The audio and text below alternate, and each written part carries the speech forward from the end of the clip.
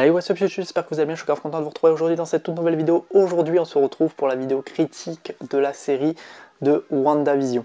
La série WandaVision est sortie du coup sur Disney+. Si vous n'avez pas vu la série, je vous demande de quitter cette vidéo parce que tout simplement il va y avoir un petit peu de spoil. Je suis pas un grand expert dans l'univers Marvel, donc je ne vais pas débattre sur des détails, sur tout ça parce que c'est pas ce que je connais le mieux, c'est pas ce que je maîtrise le plus, donc je pense qu'aller voir plutôt des youtubeurs qui maîtrisent un petit peu plus le sujet, parce que ça n'est pas mon cas. Moi, WandaVision, c'est un petit peu la série qui m'a fait apprécier le MCU, à part en fait Spider-Man que je connais bien, on va dire entre guillemets. Marvel, faut s'y connaître énormément. C'est un petit peu comme Star Wars, faut s'y connaître vraiment sur tout l'univers par cœur. Enfin voilà, c'est pas comme un film où on va parler, où il y a une trilogie ou ce genre de choses qu'on peut connaître facilement, qu'on peut comprendre l'univers. Mais Marvel et Star Wars, c'est des gros univers, donc il faut s'y connaître un minimum. Moi, je m'y connais pas assez pour vous en parler vraiment en détail, donc je vais revenir un petit peu entre l'épisode 1 et 7, qui m'a plu, ce qui m'a déplu. Il n'y a pas énormément de choses qui m'a déplu, donc on va parler plutôt du côté positif de la série. Donc déjà, le côté positif que j'ai aimé, c'est vraiment dans l'épisode 1 et 2 où vraiment il y a le noir et blanc. Le noir et blanc, le côté sitcom, le côté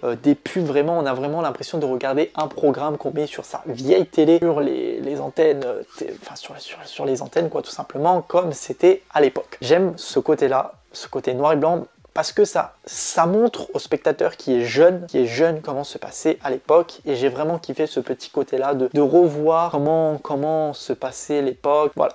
On va pas en parler plus, j'aime ce côté-là. Le côté sitcom aussi, qui est aussi quelque chose qui était très présent dans les années 60, 70, 80, dans ce genre de choses qui est un petit peu moins présent maintenant. Donc voilà, parlons aussi du personnage de Vision que j'aime énormément. C'est vraiment un personnage qui est cool, tranquille, contrairement à sa rivale Wanda. Elle est un personnage qui a son caractère plutôt gentil, plutôt tranquille, mais qui sait se montrer très agressif quand il le faut. Je parle évidemment d'une scène qui m'a énormément marqué. C'est d'ailleurs à ce moment-là que j'ai compris, ah ouais, Wanda est comme ça, elle est vraiment badass. Le moment où Monica Rambeau lui parle de son frère Pietro, où elle l'a vraiment très mal pris et l'expulse vraiment de sa maison et le fait du coup sortir du champ de la ville quoi, tout simplement. Donc au début quand on connaît pas trop l'univers de Wanda, de comment ça se passe et tout, moi au début sincèrement je sais pas du tout que c'était contrôlé par elle, qu'elle avait envie de faire son propre monde et tout, et on le sait un petit peu dans des épisodes qui sont consacrés à vous faire connaître un petit peu mieux l'univers et à vous faire connaître comment tout cela se passe et comment tout cela a été pensé. Parce que c'est vrai que l'univers de WandaVision a été vraiment très bien pensé par les réalisateurs, avec tous les détails qu'ils peuvent amener, tout ce qui a pu être fait et pensé pour que la série se passe vraiment à merveille et se passe dans un univers qu'on aime tel qu'il est. Par rapport à l'épisode 4 qui a été pour moi un des épisodes que j'ai kiffé le plus, l'épisode 4 c'est vraiment quelque chose que j'ai adoré. Quand on explique quelque chose, c'est quelque chose que je kiffe énormément. Et là, de comprendre un petit peu plus son univers, voir qu'elle est vraiment dans sa bulle, qu'elle est paisiblement tranquille dans son univers, qu'elle a envie de faire chier personne et qu'il y a d'autres personnes qui sont en dehors qui essayent de comprendre pourquoi elle fait ça. Là, on commence à voir tout ça, tout l'avancement, ça part, ça avance. Et là, on enlève tout le côté sitcom, on dégage tout ce côté-là, tous les petits détails qui ont été apportés au début. Donc on avance et là, on commence à parler un petit peu plus du côté Marvel. Parce que pour moi, avant, vraiment, si vous enlevez le logo Marvel et que vous regardez le noir et blanc, que vous regardez comment ça a été joué, tout ça, pour moi, je n'avais même pas l'impression d'être dans l'univers Marvel. Il y avait ces deux personnages, il y avait le noir et blanc, ils faisaient leur vie et tout. Il n'y avait pas le côté Marvel. Jusqu'à l'épisode 4 où là, ça commence à se corser un petit peu, où on t'explique un petit peu mieux comment cela se produit. D'ailleurs, petite mention pour les deux personnages que je kiffe énormément, Jimmy Woo et Darcy Lewis, qui sont pour moi mes personnages, mes troisième et quatrième personnages préférés de la série, arrivent en cinquième position, Monica Rambeau. Parce que pour moi, ces deux personnages, Jimmy Woo et Darcy Lewis, sont un petit peu les Wanda et Vision à proprement parler. Donc voilà, on avance dans la série, on commence à comprendre énormément de choses, les univers avancent, l'épisode d'Halloween, où voilà, Vision essaye de comprendre certaines choses, voilà. Il comprend aussi également qui est totalement fake, parce que au moment où il essaye de sortir de la bulle, il comprend que il sort, il crève. C'est tout simplement ça, il se démembre, il commence à partir en couille, voilà, c'est tout simplement ça. Donc là, il comprend qu'en fait, il est tout simplement faux et que c'est Wanda qui l'a créé. Donc Wanda décide d'agrandir le champ et tout. Donc voilà. Arrivons à l'épisode 8. Donc que j'ai regardé hier parce que j'avais énormément de retard. Donc l'épisode 8, nous arrivons sur le côté aussi que j'aime plus que tout, comme je vous ai dit, comme avec l'épisode 4, où en fait j'ai l'impression que la série elle est un petit peu sur 3 parties, c'est-à-dire qu'on a les 1, 2, 3 épisodes où, voilà, c'est pas le côté Marvel, on arrive à l'épisode 4 où on vous explique un petit peu plus le détail, et là on comprend que c'est un petit peu plus du Marvel. On arrive sur le 5, 6, 7, c'est la même chose, on a les épisodes qui se défilent, on vous fait un récap dans l'épisode 8 en vous expliquant un petit peu plus comment cela s'est produit. Donc là, on a le personnage qui est Agatha Harkness, qui elle est présente depuis le début, quoi, tout simplement, où elle est aussi un petit peu innocente, et maintenant on comprend un peu plus quel personnage elle est, et on voit un petit peu plus son côté négatif ou positif qu'on peut apprécier ou pas apprécier, tout simplement parce que on voit dans l'épisode 8 au tout début qu'elle est à Salem en 1693, où elle est au niveau de... c'est une ville qui est très très axée sur la sorcellerie, avec énormément de légendes. On voit ces sorcières qui sont tout autour d'elle et qui essayent de briser Agatha Harkness, qui ne parviennent pas parce que tout ça se retourne contre eux et deviennent squelettes démembrés, etc.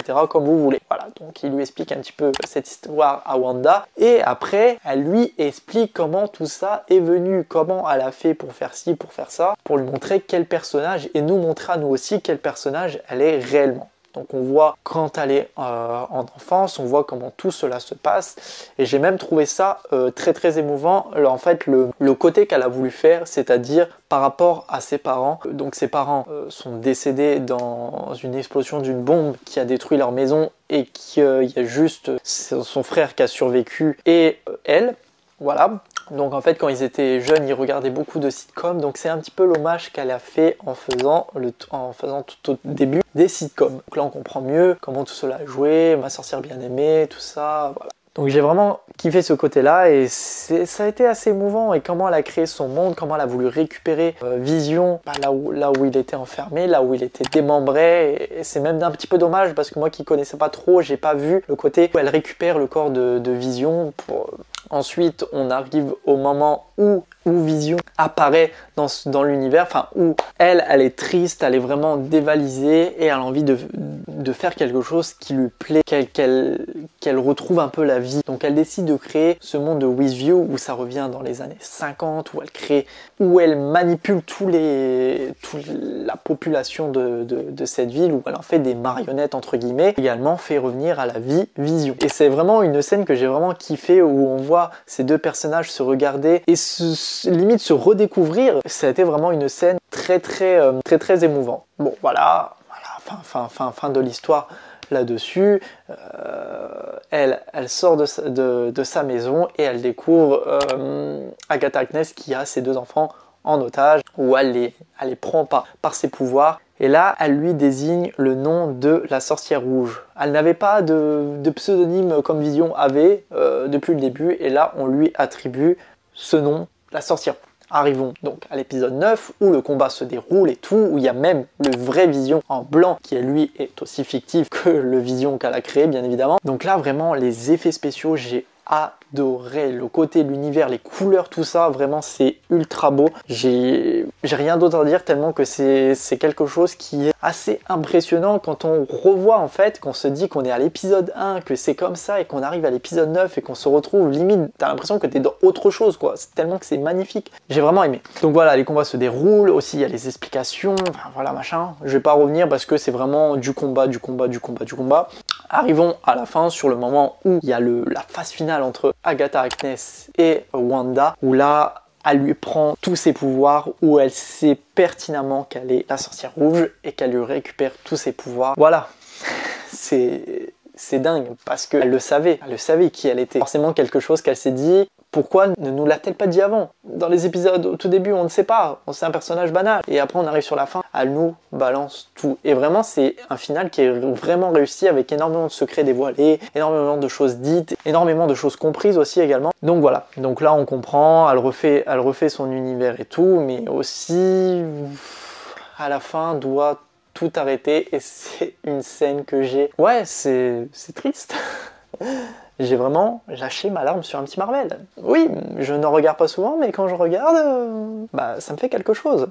Et là, vraiment, ce côté-là était plutôt triste, où on voit limite un petit peu ce qui se passait. Donc du coup, avec l'épisode 8, on voit Wanda et Vision dans leur univers qui se redécouvrent. Et là, j'avais l'impression de revoir la même scène, mais où ils se disent adieu. C'était le côté où ils se regardent, ils s'embrassent. Et voilà, tu vois le Vision qui disparaît et tout l'univers de With You qui se termine. Au final, Wanda était un personnage bon, impressionnant, mais qui voulait que du bien. À un moment, elle dit qu'elle a détruit énormément de choses. Alors certes, c'est un petit peu le karma qui peut se passer éventuellement quand tu veux vraiment le bien de tous, c'est qu'au bout d'un moment, tout peut te retomber sur la gueule. Et c'est clairement ce qui lui a été fait. Mais elle n'avait pas quelque chose de méchant, de malsain. C'est quelque chose que... Voilà, moi j'ai apprécié vraiment du début à la fin. Dites-moi vous dans les commentaires ce que vous en avez pensé de la série. Il y a eu aussi le passage que je regarde jamais les postes génériques et vraiment j'ai regardé un petit peu sur la fin, donc je sais pas trop qui est ce personnage vert qu'on voit parler à Monica Rambeau et qui un personnage veut le rencontrer dans le vaisseau de Spider-Man, je crois. Si je me trompe pas, dites-moi si je me suis pas trompé dans les commentaires. Mais ça a été vraiment quelque chose que j'ai kiffé. Vraiment tout l'univers, dites-moi ce que vous en avez pensé du début à la fin. Pour moi, cette série a été faite en 3 parties. Et elle a été vraiment riche de toutes choses. De mystères, de choses bien pensées. La constitution de la série, vraiment, c'était bien fait. Il n'y a aucun défaut sur cette série. Moi, c'est vraiment une note de 10 sur 10 pour le côté Marvel, déjà. Pour le côté des personnages, pour le côté des effets spéciaux, c'est vraiment une bonne note surtout. Et sur l'histoire, parce que l'histoire elle est vraiment juste dingue. Et de leur avoir donné à des personnages comme ceux-là la chance d'avoir leur propre série, et ben ils ont eu raison. Voilà. J'espère en tout cas que cette critique vous aura plu. N'hésitez pas vous à me dire dans les commentaires ce que vous en avez pensé de la série. Et si vous l'avez vue, dites-moi votre note, j'ai envie de savoir, et votre avis. N'hésitez pas à partager la vidéo, à commenter, à liker. On se retrouve très prochainement pour une nouvelle vidéo. Allez, salut tout le monde, peace!